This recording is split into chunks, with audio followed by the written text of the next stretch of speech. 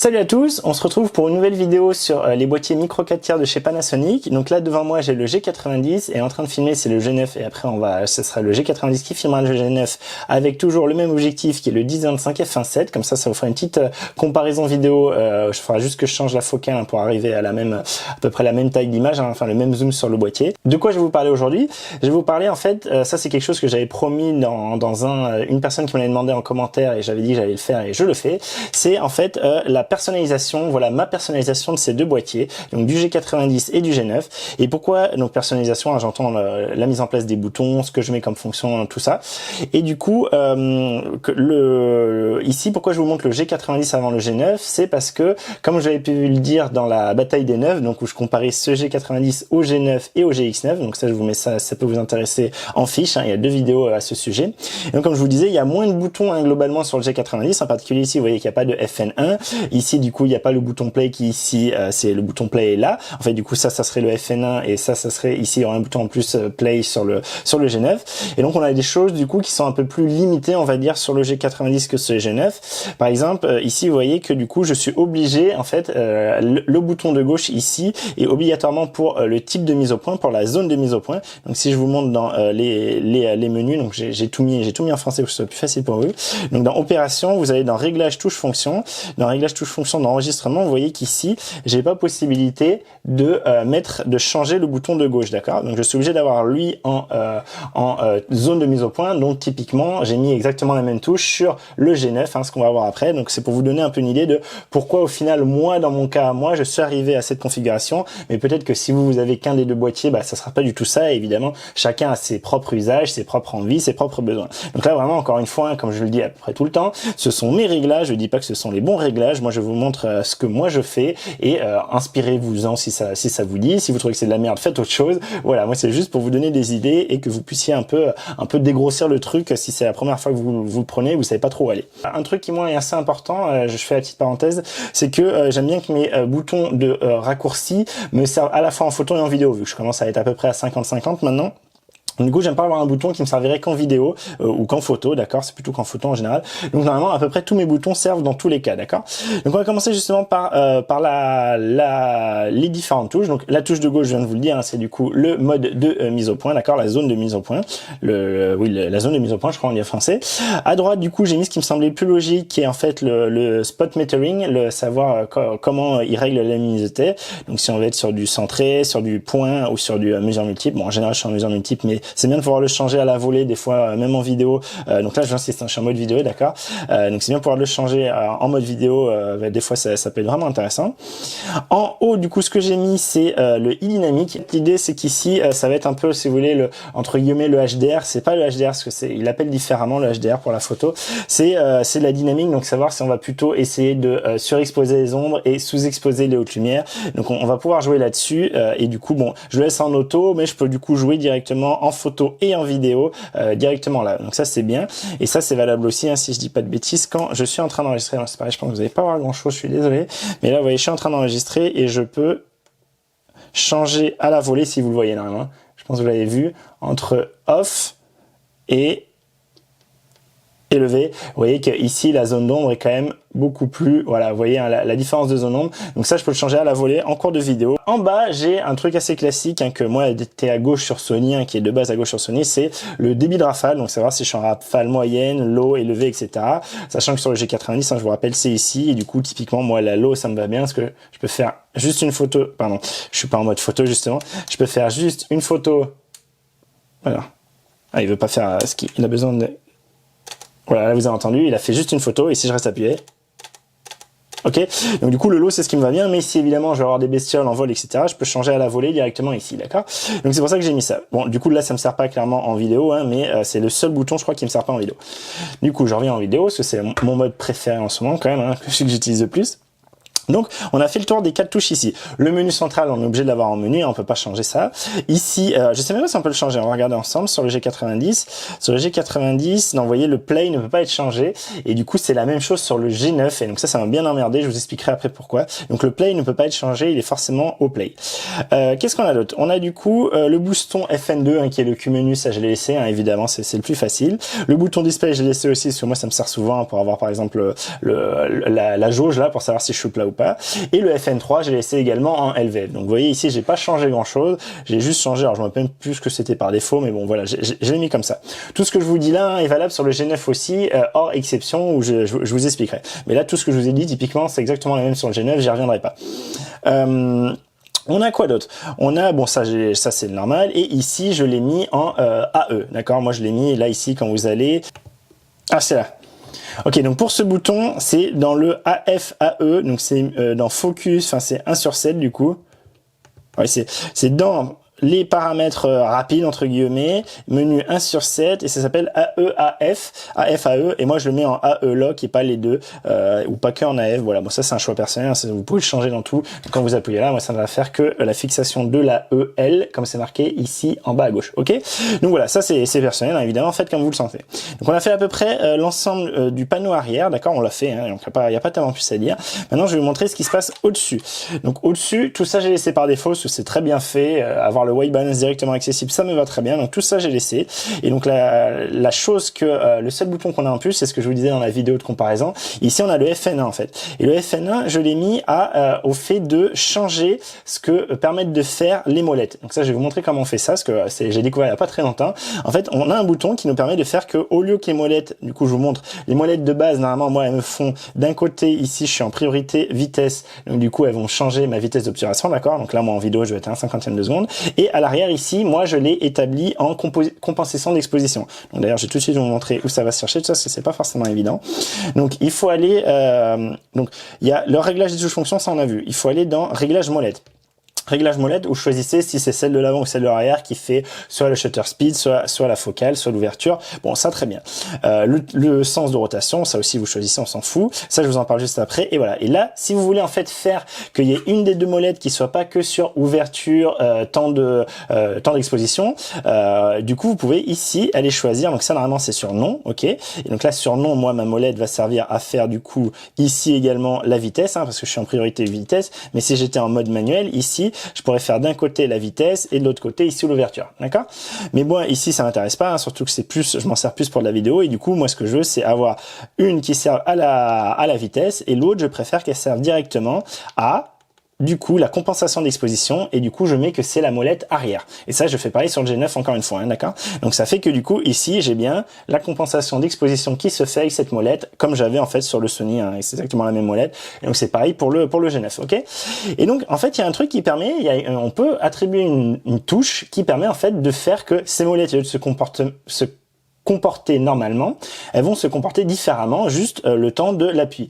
Donc en fait, on appuie une fois, et vous voyez qu'ici il me dit bah du coup voilà, tu as changé ton fonction de t'as changé la fonction de ta molette, et moi je l'ai mis dans ce qu'ils appellent, alors je me rappelle plus comment ça s'appelle, on va aller voir. C'est donc dans réglage, non c'est pas dans réglage molette. Du coup il faut aller, si c'est dans réglage molette pardon, et c'est dans configuration commute, donc commutation. Molette. En fait, comment elle fonctionne. Vous voyez qu'ici on a plusieurs choses. Donc moi j'ai mis haute lumière, ombre. Donc haute lumière, ombre, du coup il se met forcément sur les deux molettes, il n'y a pas le choix, on peut pas attribuer l'une et l'autre. Et du coup ce qui va se passer, c'est que quand je vais appuyer sur mon FN qui me permet de changer de molette, d'accord, de mode de molette, du coup ici, si je touche la molette de devant, elle va me changer les highlights. Est-ce que je veux augmenter, que ce soit plus exposé dans les highlights ou ou moins exposé? Et celle de derrière, bon là je me suis remis à plat, celle de derrière va du coup augmenter l'exposition dans les shadows ou la diminuer, donc dans les ombres et dans les hautes luminosités. Donc ça permet d'avoir un truc à la volée qui peut également se régler directement en vidéo. Hop, en vidéo aussi je vous le remets. Tac, on va lancer l'enregistrement, je sais pas si vous voyez trop, tac. Donc ici je peux venir directement appuyer sur, pardon, je passe devant, on va faire qu'il n'y ait que l'écran. Voilà. Du coup, j'appuie sur mon bouton de raccourci, il me dit que mes molettes changent, et là je peux directement venir dire, ok, les highlights, je veux que tu me les sous-exposes plutôt en général, et les shadows, je veux que tu me les surexposes. Alors je sais pas trop si vous le voyez. Vous le voyez si je vais du plus bas au plus fort, d'accord? Donc c'est un peu, ça revient un peu en fait ça à ce que je vous ai montré juste avant sur la touche du haut, d'accord, au high dynamic. Sauf qu'ici du coup je peux le régler, je peux être beaucoup plus fin sur ce que je veux changer. Mais du coup peut-être que cette touche là n'est pas très intéressante à mettre comme j'ai mise et ça aurait été plus intéressant de faire autre chose. Mais voilà, du coup c'est ce que j'ai fait. Donc ça, comment utiliser cette fonction de changer le fonctionnement, le comportement des molettes? En fait, il faut attribuer du coup une touche fonction pour ça. Et donc ça va être dans les réglages d'enregistrement. Et vous voyez, donc là c'est sur le FN1 que je l'ai mis, parce que du coup c'est ce qui me semblait le plus logique vu que c'est justement sur la molette. C'est ici, ça s'appelle configuration commutation molette, ok. Donc du coup c'est dans le menu 3 sur 12 pour le G90 et je crois que c'est à peu près pareil. Je crois qu'il y a un ou deux trucs d'écart au début sur les premiers, mais vous le trouvez assez facilement. C'est le petit symbole avec les deux molettes et la petite clé. Donc voilà, donc ça je l'ai mis et du coup je pense que c'est à peu près bon pour ces boîtiers et je vais justement pouvoir vous comparer tout de suite quelle est ma différence avec le G9. Donc on va tout de suite passer à filmer avec le G90 et vous montrer le G9. C'est parti. La dernière fonction qu'on a vue, c'était ici le bouton FN1 sur le G90 qui du coup n'existe pas sur le G9 et qui permettait donc de switcher les molettes. Donc je vous rappelle, moi ici j'ai fait exactement pareil, donc tout pareil pour les touches ici. Donc je vous remonte ces touches. Donc à gauche pour choisir mon mode, ma zone de mise au point, à droite pour le spot metering, en bas pour la vitesse de rafale, en haut pour le dynamique. Du coup FN2 c'est Q menu GLC, ça c'est disp GLC, ça on verra après. FN3 GLC et ça aussi en fait ces deux-là on verra après parce que il y a une petite particularité. Et du coup, donc je vous disais, ça, en fait, ça revient un peu à utiliser les molettes. Donc les molettes en temps normal, comme tout à l'heure, celle-là, c'est ma composition d'exposition, d'accord. Et celle de devant, du coup, va servir à ma vitesse d'obturation vu que je suis en mode speed, d'accord. Et du coup, donc si je veux changer le fonctionnement des molettes, ici, je n'ai pas le bouton comme sur le G90. J'en ai par contre deux à disposition devant. Et donc j'ai mis celui qui me semblait le plus logique, qui est le plus haut pour régler les molettes qui sont en haut, c'est-à-dire celui-ci, là, je ne sais plus comment ça il s'appelle, on va le voir ensemble. J'appuie dessus, il me dit que j'ai mes changements de molettes et de la même façon, du coup, je peux venir régler mes highlights et mes shadows directement ici, d'accord. Donc ça, voilà, c'est très bien. C'est fait. Donc au lieu du touche FN1 qui était là, je l'ai mis ici. Voilà. Donc ça c'est la différence. Et je vous montre où il est du coup ce machin là. Donc dans opération, réglage touche fonction et dans réglage touche fonction enregistrement, c'est donc celui qui est devant, qui est donc le FN4. D'accord. Donc le FN4 et vous voyez que cette configuration commutateur molette est dans le menu 4 sur 17. Voilà. Du coup je fais tout de suite celui d'en dessous qui s'appelle FN5 qui est celui-là du coup, d'accord. Celui-là je l'ai mis en fait en type d'obturateur pour pouvoir rapidement quand je suis particulièrement en intérieur, en musée ou dans un événement ou quelque chose où je veux pas qu'on m'entende, je fais ma première photo et je me rends compte que... Pardon, je suis en vidéo, trou de balle. Je fais ma première photo et je me rends compte que ça fait du bruit et que tout le monde risque de me regarder. Vite, j'appuie sur ma touche ici, d'accord. Donc ici, j'appuie en dessous, hop. Et de suite, je peux venir me mettre en obturateur électronique. Et là, du coup, je fais ma photo. Je vous montre pour que vous me croyez.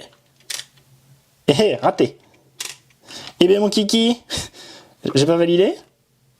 Rideau avant électronique, je suis un débile, je ne sais pas lire. Obturateur électronique, et là ça va pas le faire. Voilà, ok. Là je fais une photo.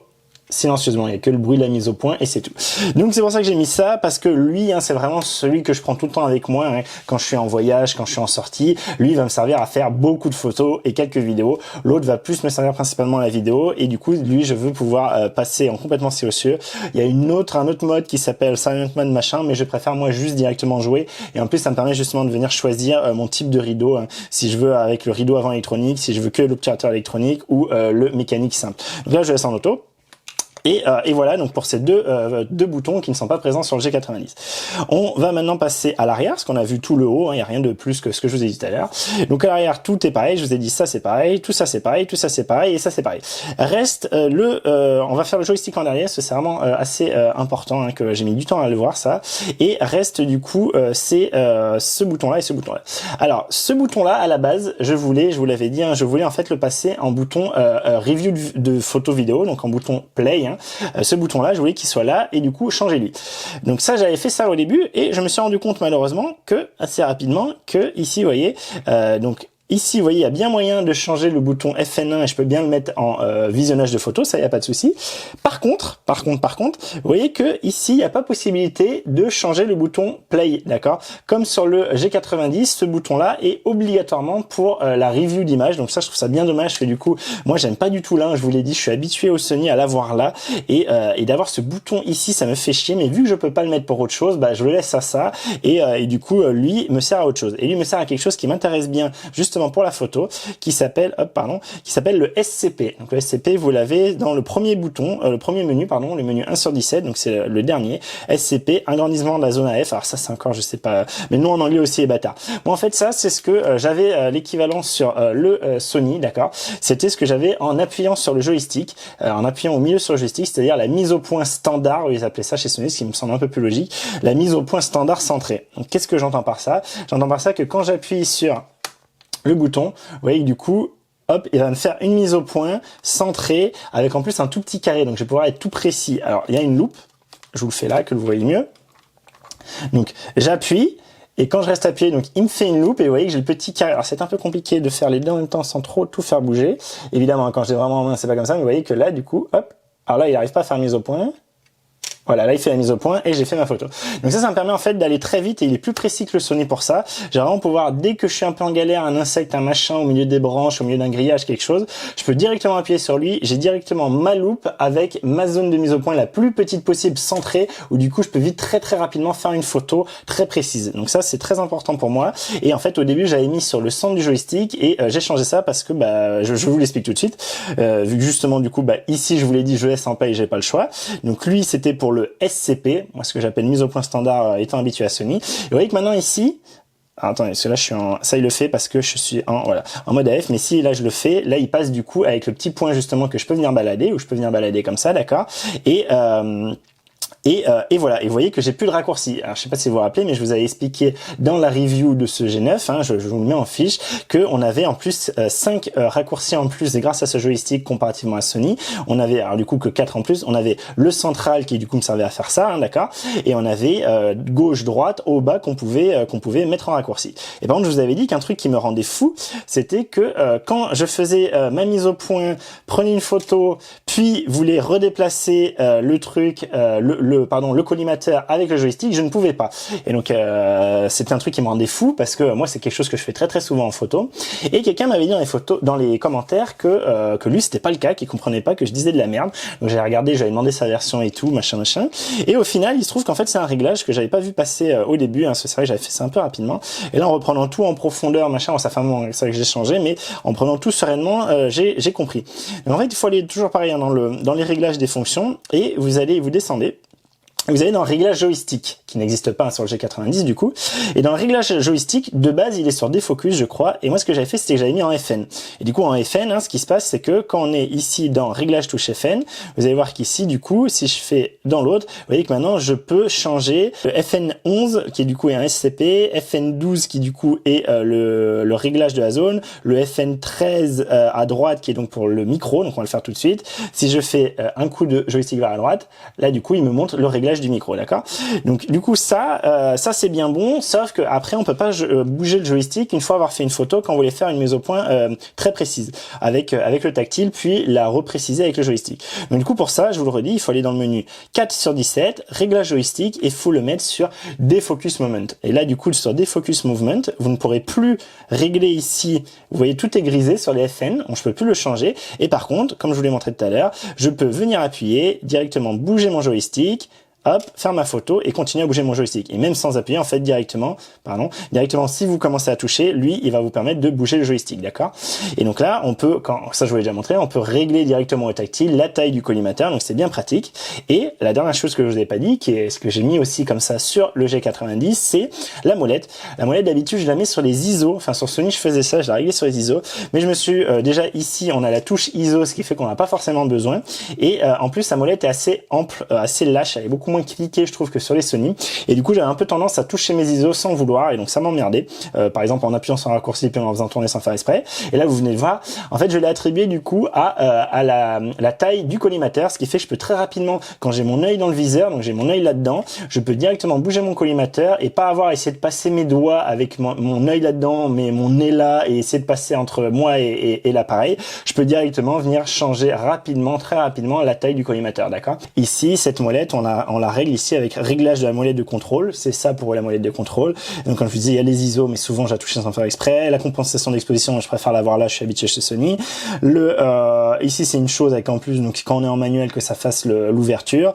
Pour le réglage audio du casque ou de la sortie, quand on écoute directement le son sur le boîtier. Donc, j'avais failli mettre ça, mais au final, je m'en sers pas des masses. Et donc, ce qui m'allait le mieux, c'était la taille du cadre. Il me reste à vous montrer. Donc là, c'est pareil, j'ai fait exactement la même chose sur le G90. C'est ici, vous savez, dans ce petit menu déroulant tactile. Donc, on peut directement appuyer, par exemple, sur FN et on peut choisir les fonctions ici. Alors, un des trucs que j'ai pas fait, alors je vais me remettre en vidéo. Un truc que j'ai pas fait, c'est au début je m'étais mis sur justement les raccourcissages, je m'étais mis tout ce qui était niveau du micro, etc. Et j'ai arrêté de faire ça parce qu'en fait directement quand on est en vidéo, vous voyez qu'ici on a la petite caméra et on a directement ici mon shutter speed, composition d'exposition ISO, donc les choses qu'on retrouve en double par rapport au bouton. Donc c'est pour ça, je peux pas le changer. Hein. Le petit menu caméra, le petit menu effet et le petit menu là, je peux pas les changer. Je peux juste changer le menu fonction. Et du coup, ici, vous voyez qu'on a directement le micro. Donc, du coup, si vous ne le faites pas apparaître en permanence, là, il apparaît. Et vous pouvez directement régler, regardez ici, 0 dB, vous pouvez régler, pardon, c'était pas comme ça, vous pouvez régler avec ça le gain. Ok, vous pouvez directement passer à plus 3, redescendre, 0, etc. Donc c'est pour ça que je ne l'ai pas réattribué ici. Donc ici, qu'est-ce que j'ai fait? Ici, j'ai attribué des fonctions qui me servaient sur les deux boîtiers, hein, parce que justement, je veux que ce soit commun aux deux boîtiers. Donc une des choses qui est moins le cas sur lui, mais qui est très le cas sur le G90, c'est d'avoir la fonction Wi-Fi. Ça, c'est du coup, ça va me permet de me connecter directement avec mon application, et donc contrôler l'appareil à distance. Donc ça, typiquement, au mariage, hein, j'avais le G90 qui était posé pendant la cérémonie, et je le lançais de loin, je pouvais l'arrêter, vérifier que tout fonctionnait, etc. Ici, j'ai mis le zébra pour vérifier justement si j'étais pas surcramé, et du coup, avec ce zébra, je pourrais jouer sur le e-dynamique et sur mes ombres et mes highlights et mes hautes lumières. Et vous voyez qu'ici, donc j'ai mis les trois trucs vraiment pour la stabilisation. Hein, je vous l'avais dit dans mon premier test sur le G9. Si j'ai acheté Panasonic, c'est en particulier pour la stabilisation. Donc j'ai laissé ici la stabilisation, donc soit normale, soit vous savez quand vous voulez le mettre plutôt sur un trépied. Donc là, c'est désactivé parce que c'est pas de la photo. Et du coup, je peux activer ici l'e-stabilisation si je veux, et je peux surtout activer ici, vous avez vu, c'est passé en IS lock, et du coup voilà, donc soit en dual, soit en IS. Donc IS, hein, maintenant je le sais, c'est très clair. IS, c'est quand vous voulez essayer de faire un plan fixe sur quelque chose de fixe, donc en essayant de vous transformer en trépied. Du coup l'IS lock va bien aider. Mais sinon, dès que vous voulez faire du mouvement, virez ça. Vaut mieux soit mettre l'e-stabilization, mais bon, c'est pas forcément génial, soit la dual IS. Je vous laisse aller voir ma vidéo à ce sujet. Le fait de pouvoir changer la stabilisation, je l'avais mis sur un bouton physique. Et en fait, j'ai trouvé que en fait, le bouton physique, dès qu'on appuie, ça va changer ici la stab sans trop qu'on fasse gaffe. Si on regarde pas le petit logo, on peut vite appuyer sans faire exprès, encore une fois. Donc, je préfère avoir sur mes touches, vous voyez, sur toutes mes touches physiques, je préfère avoir vraiment un menu qui apparaisse. Ou comme ça, si j'appuie dessus, je me rends compte que je vais faire un changement, d'accord? Donc, vous avez vu, pour ces quatre là, j'ai fait exprès ça. Ici, c'est pas le cas, mais ici, je vois du suite ce qui se passe et c'est un bouton rapide. Et ça, c'est pareil, c'est les boutons rapides qu'on est habitué. Mais pour vraiment les touches qui sont assez sensibles, que ce soit sur le G9 ou le G90, je voulais vraiment avoir quelque chose où je sois sûr de me rendre compte, ah merde, je suis en train de toucher quelque chose. Si j'ai l'œil dans le viseur et que je fais des trucs, je veux pas en cours de vidéo, même en cours de shooting, faire de la merde. Donc voilà, vous avez le tour de ça. Et donc juste pour venir changer le FN, hein, vous savez, c'est toujours dans le menu réglage touche fonction. Et ici, vous allez dans le, pardon, c'était là. Ici, dans celui-là, donc FN6 à FN10. Donc voilà, là vous avez l'ensemble, je vous remonte, hein, du coup, comme ça récapitule tout ce que j'ai mis. La mise au point standard sur FN1, le Q-menu, je laisse sur FN2, LVF, moniteur, switch entre écran et EVF, je laisse pareil. Ici, donc c'est mon FN4, ce bouton-là qui me sert à faire que je change le comportement de mes molettes.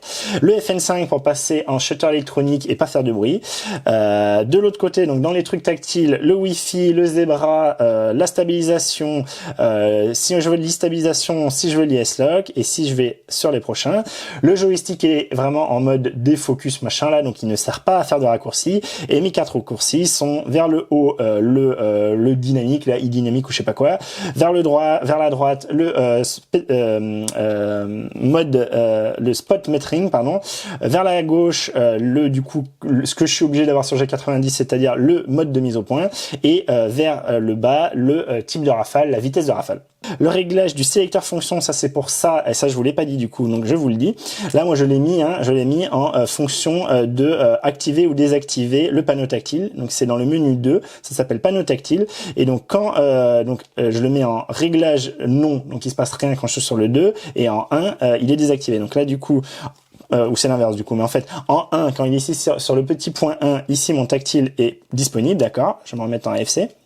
Et donc là mon tactile est disponible, et quand je suis par contre en 2 pardon dans le sens, en 2 ici, j'ai plus de tactile dispo, d'accord, je peux plus appuyer ici, il se passe plus rien. Donc ça c'est plus par rapport au fait que vous savez, hein, je vous l'ai dit dans la comparaison des deux, c'est que ici malheureusement je peux pas lui dire qu'il y ait que la moitié de l'écran qui soit tactile, et ce qui fait que des fois j'ai mon nez qui appuie dessus, et quand je prends des photos que mon nez appuie dessus et que ça me bouge mon collimateur, ça m'énerve, et du coup je préfère déclencher, éviter d'avoir le tactile qui marche, et je peux le remettre à la volée très facilement. Et là ce bouton je l'atteins facilement, je sais où il est quand j'ai l'œil dans le viseur. Donc voilà, donc ça c'était pour ce switch là, et donc il se règle dans le menu réglage du sélecteur FN. Le Q-menu custom, ah oui le Q-menu c'est qu'est-ce qu'on met dans le Q-menu, ah d'ailleurs faut que je vous montre, bah, on va le voir tout de suite. Donc ça c'est pas pareil entre le G90 et le G9, mais parce qu'ils se présentent pas de la même façon, ça je vous l'ai dit aussi dans l'autre vidéo. Du coup je vous montre vite fait, en gros ça moi je le prends vraiment comme un rappel de tout ce que j'ai sous la main, donc évidemment les résolutions, les formats, les choses comme ça. C'est pas forcément quelque chose de définitif parce que souvent je le change en cours de route. Donc vous voyez pour la photo, je veux vraiment vérifier est-ce que je suis mis en 4/3 large, est-ce que j'ai bien le RAW en même temps, quel est mon spot, est-ce que j'ai pas de style, hein, est-ce que j'ai bien pas de style. En vidéo, je vais vérifier ma résolution, mon framerate, la stabilisation, la stabilisation électronique si elle y est ou pas. Je ferais que je mette l'IS-Log ici aussi d'ailleurs. Là je rajouterai l'IS-Log, mais je suis pas sûr qu'on puisse en fait le mettre ici. Là, e-dynamique, du coup, ce que j'ai aussi sur mon raccourci directement. Et ici, tout ce qui est justement bracketing, retardateur, etc., etc. Donc voilà, ça c'est plus vraiment une review de tous mes trucs pour aller plus vite. C'est comme ça que moi je le vois. Évidemment que là vous pouvez mettre plein d'autres choses que vous n'avez pas mis ailleurs. Moi je le prends plus comme une façon de tout voir à la volée. Et ici hein, vous savez vous pouvez changer directement. Vous pouvez directement faire ici, faire réglage, et là vous pouvez draguer les choses pour les amener dans le menu ou l'autre. D'accord. Donc là si je prends le standard je le vire. Ici j'ai une place, et si je reprends le standard et que je mets dedans, je l'ai remis. Et voilà, je pense qu'on a vraiment fait le tour. J'espère que ça vous a plu. Dites-moi si j'ai oublié quelque chose, s'il y a quelque chose que vous voudriez que j'approfondisse, un truc qui vous intrigue et que vous voudriez que j'aille voir. Je pourrais aller voir ça. Si vous êtes plusieurs, s'il y a qu'une question, j'irai voir et je vous répondrai en commentaire. Si il y a plusieurs fois la question qui revient, j'essaierai de faire une vidéo de démonstration si c'est un peu galère, etc. Et voilà. Et du coup, n'hésitez pas, vraiment, posez-moi vos questions. J'essaie de le faire pas trop long, mais à mon avis, ça va durer au moins une demi-heure ce truc-là encore. C'est toujours assez long de montrer ça, mais voilà, je pense que c'est quand même intéressant. Comme ça, vous avez une idée de comment fonctionnent les menus, une idée de qu'est-ce que moi je mets, et je dis pas du tout que c'est la bonne chose, hein. Je dis que c'est ce que moi je mets pour mon utilisation, très vidéo, très photo, hein, à la fois, en run and gun. Donc évidemment que si vous faites pas du tout de vidéo, tout ce que j'ai dit, vous en avez un peu rien à foutre, hein. Donc voilà, à vous de faire votre sauce, mais vous avez déjà une base de départ, je pense, qui est assez intéressante, et surtout vous savez où trouver les trucs. C'est des trucs que c'est vraiment pas du tout logique, hein, clairement. L'histoire des deux molettes, et qui du coup il faut attribuer un raccourci pour ça, par exemple, c'est pas forcément, voilà, j'avais pas tilté ça. Donc voilà, j'espère que ça vous aura intéressé, que ça vous aura aidé. Si c'est le cas, n'hésitez pas à liker la vidéo, à la partager. Vous savez, ça fait du bien. Si c'est le cas et que vous n'êtes pas abonné, également abonnez-vous, hein, ça c'est très bon pour la chaîne, et ça fait plaisir de voir qu'il y a de plus en plus de monde et que mes vidéos servent et intéressent de plus en plus de personnes. C'est vraiment valorisant. Allez, je vous dis du coup à bientôt pour une prochaine vidéo. Portez-vous bien, faites-vous plaisir, faites des photos, des vidéos, tout ça. Allez, salut. Ouh.